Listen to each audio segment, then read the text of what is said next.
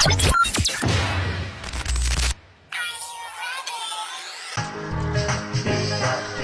beautiful!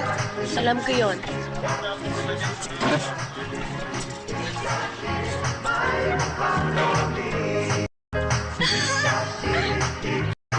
na ako.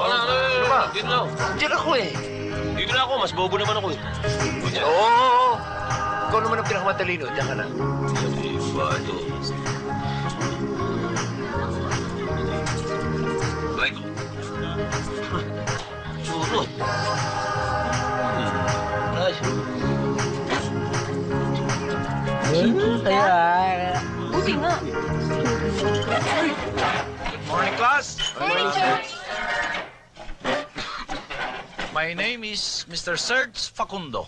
I am your English 4 instructor. Before we start, the roll call. Angelo Einstein, Present. Ramon Fortich, Present, sir. Jake Madrid. Present. Jake, is Yes, that sir. your real name? Oh, yan ang totoong pangalan ko. Let's get one thing clear. When you're in my class, you speak only one language, and that is English. Sir, bakit naman tayo magsasalita nun eh? Narito naman tayo sa sarili nating bayan. What's the use of learning English if you're not going to use it? Eh sir, meron naman tayong sariling salitang Tagalog. Ba't ba tayo mag-aaral ng ibang wika? You know why? Because if you're not going to study English, you're not going to pass the subject, and you are not going to graduate. That is why. Is that clear? Oba. What's your real name again? Joaquin. John Ramos? Sir. Good. Dennis Soriano? In flesh and blood, sir. Touch English. Jeffrey Soriano? Here, there, and everywhere. Chip Soriano? Sir. Is this Chip? Yes, sir. Capital C-H-I-P. Chip. What's your name? Chip nga, sir. Chip. What's your real name? Okay na yun, sir. Chip. I want your Christian name. Your legal name. Come on. Not your nickname for my record. Give me your legal full name, not the nickname for my record. Sige na, sabihin mo na yung totoo. Huwag ka na mahiya. Sir, okay na yun. Chip. Come on. I don't have more time. Come on. Sige na, sabihin mo na yung totoo. Sir, Chipipoy.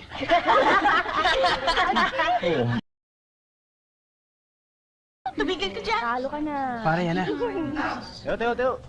Teo. Magandang umaga sa inyo lahat. Sige, magsiupo na kayo. Thank you, ma'am. Thank you, ma'am. Thank you, ma'am. Ako ang bago ninyong guro sa Araling Pilipino. At gusto kong malaman ninyo, sa simula't simula pa, na pinagbabawal kong mahigpit na gumamit kayo ng mga salitang banyaga. Ang dapat ninyong gamitin ay ang ating sariling wikang Pilipino. Kaya, sa halip na magsabi kayo ng good morning, dapat ang sabihin ninyo'y magandang umaga po. Naintindihan ninyo? Yes, ma'am. Very good. Walang yan, pambihira. Nakakalito naman yan. Doon sa kabila, bawal mag-Tagalog. Dito naman, bawal mag-Ingles. Ito ang tandaan ninyo. Ang mga hindi maaaring sumunod sa mga patakaran ko ay pwede nang umalis. Uy, tapos na kayo. Sandali lang, iniikot lang kami.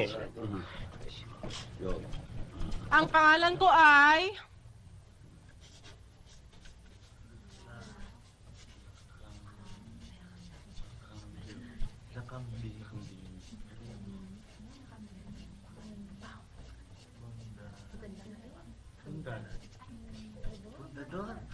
Lakambini Fundador. Wow, pare. Hard drinks beauty pala yan eh. Sino ang nagsabi ng salawikain na ang hindi marunong magmahal sa sariling wika ay daig pa sa bilasang isda? Ma'am? Uy, dali-dali naman yan eh. Si Berta nagtitinda ng isda sa palengke. Anong pangalan mo? Jose Rizal. Niloloko mo ba ako? No, ma'am. Si Aling Berta na nagtitinda ng isda sa palengke, ang nagsabi sa akin na si Jose Rizal ang nagsabi niyan. Quiet! Mrs. Bundador, akala ko ba walang Inglesan dito? Anong misis? Hindi pa ako misis! Ay, hindi raw misis. Biyuda to, biyuda. Biyuda. Pinakiusap lang kayo ni Atty. Agaton, kaya namin kayo tinanggap dito. Alam kong kaso ninyo at gusto namin kayong tulungan. Kaya kung hindi kayo magpapakatino, ay mapipilitan akong isuspindi kayo. O kaya i-expel. Kaya mabuti pa ay magpakahusay na kayo mula ngayon. You better watch your step. Kung hindi, hindi kayo matatapos ng high school. You may go now.